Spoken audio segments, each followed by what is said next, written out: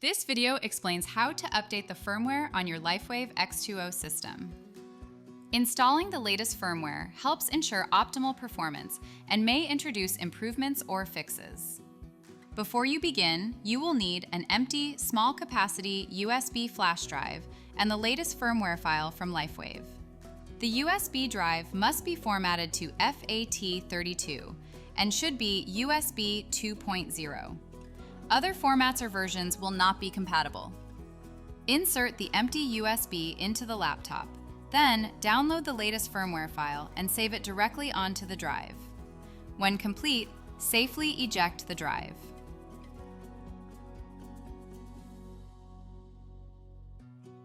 Remove the filter compartment cover to access the USB port. Insert the USB drive into the LifeWave X2O USB port.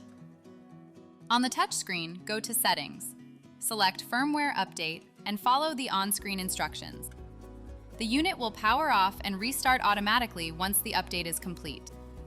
Do not unplug the unit during this process. After the restart, confirm the new firmware version in the Firmware Update menu on your LifeWave X2O. Remove the USB drive and replace the filter compartment cover.